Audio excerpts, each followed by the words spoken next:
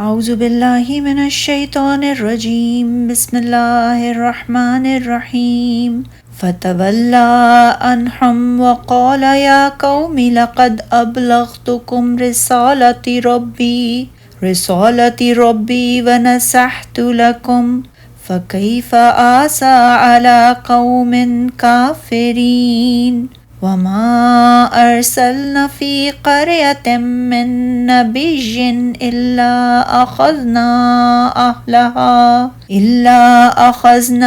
أهلها بالبأساء والضراء لعلهم يضرعون ثم بدلنا مكان السيئات الحسنة حتى عفوا وقالوا قد مس آباءنا الضراء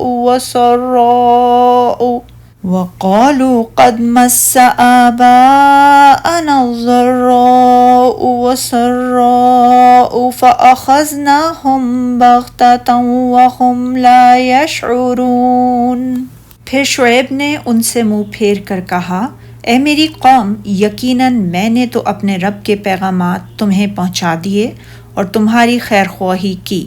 پھر میں کافر قوم پر غم کیوں کھاؤں؟ اور جب بھی ہم نے کسی بستی میں کوئی نبی بھیجا تو اس بستی والوں کو تنگی اور سختی میں مبتلا کیا تاکہ وہ عاجزی اختیار کریں، پھر ہم نے ان کی بدحالی کو خوشحالی میں بدل دیا، یہاں تک کہ وہ خوب پھلے پھولے اور کہنے لگے ہمارے باپ دادا کو بھی سختی اور راحت پیش آئی تھی، تب ہم نے انہیں اچانک پکڑ لیا اور انہیں خبر تک نہ ہو سکی۔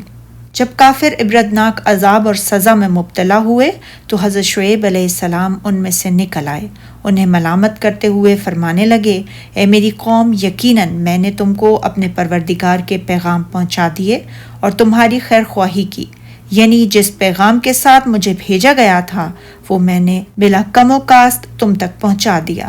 مگر تم نے اسے قبول کرنے سے انکار کیا اور کفر کی روش اختیار کی، اس لیے مجھے تم پر کوئی افسوس نہیں ہے، پھر میں کافروں پر عذاب نازل ہونے سے رنج و غم کیوں کروں؟ اللہ تعالیٰ نے بیان فرمایا ہے کہ اس نے سابقہ امتوں کو جن کی طرف اس نے انبیاء کو بھیجا دکھوں اور مصیبتوں میں مبتلا کیا تھا۔ بأسا سے بیماریاں اور جسمانی تکلیفیں مراد ہیں، اور ضراء سے فقر اور فاقہ کی مصیبتیں مراد ہیں، یعنی تاکہ وہ دعا کریں، خشوع و خضوع کا اظہار کریں اور ان پر جو مصیبت نازل ہوئی ہے اس کے ازالے کے لیے اللہ تعالیٰ ہی کی طرف رجوع کریں۔ اصل میں عبارت اسی طرح تھی کہ اللہ تعالیٰ نے دکھوں اور مصیبتوں میں انہیں اس لیے مبتلا کیا تاکہ وہ عاجزی اور آہذاری کریں، مگر جب انہوں نے ایسا نہ کیا تو اللہ تعالیٰ نے ان کے حالات میں تبدیلی کر کے انہیں خوشحالی سے نواز دیا تاکہ اس طرح بھی ان کی آزمائش کرے۔ اسی لیے اس نے فرمایا ہے، پھر ہم نے تکلیف کو آسودگی سے بدل دیا، یعنی ہم نے ان کے حالات کو بدحالی سے آسودگی، مرض اور بیماری سے، اور صحت و عافیت و فقر سے دولت مندی میں بدل دیا تاکہ وہ شکر ادا کریں، مگر انہوں نے ایسا نہ کیا، یہاں تک کہ مال و اولاد بھی زیادہ ہو گئے، یعنی یہ ہیں کہ جب ان کے ہاں مال اور اولاد کی کثرت ہو گئی اور وہ کہنے لگے کہ اسی طرح کا رنج و راحت ہمارے بڑوں کو بھی پہنچتا رہا ہے تو ہم نے ان کو ناگہاں پکڑ لیا اور وہ اپنے حال میں بے خبر تھے۔ اللہ تعالیٰ نے فرمایا ہے کہ ہم نے انہیں دونوں طرح سے آزمایا تاکہ وہ عاجزی اور آہوزاری کریں اور اللہ تعالیٰ کی طرف رجوع کریں، مگر نہ تکلیف سے انہوں نے کوئی سبق سیکھا اور نہ آسودگی سے، نہ وہ رنج کو دیکھ کر باز آئے نہ راحت کو دیکھ کر، بلکہ کہنے لگے ہم بھی رنج و راحت سے اسی طرح دوچار ہوتے ہیں جیسا زمانے قدیم میں ہمارے آباء و اجداد ان سے دوچار ہوتے رہے تھے، کیونکہ زمانے کے حالات بدلتے رہتے ہیں، کبھی کوئی حالت ہوتی ہے اور کبھی کوئی، اور اس حقیقت کو سمجھنے سے قاصر رہے کہ یہ دونوں حالتیں تو اللہ تعالیٰ کی طرف سے آزمائشیں ہیں۔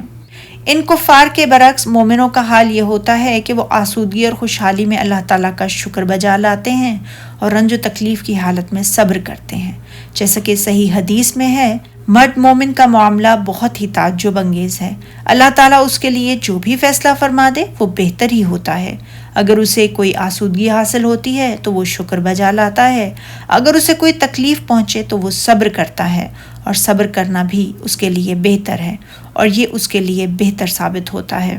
الغرض مومن وہ ہے جو رنج و آسودگی کی صورت میں اللہ تعالیٰ کی طرف سے آنے والی آزمائش کو سمجھ جائے. اسی لیے اللہ تعالیٰ نے اس کو مذکورہ بالا ذکر کرنے کے بعد فرمایا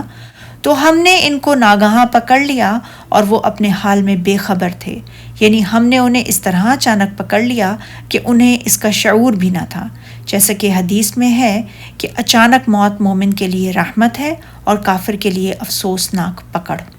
سبحانک اللہم و بحمدک اشہد ان لا الہ الا انت استغفرک و اتوب الیک.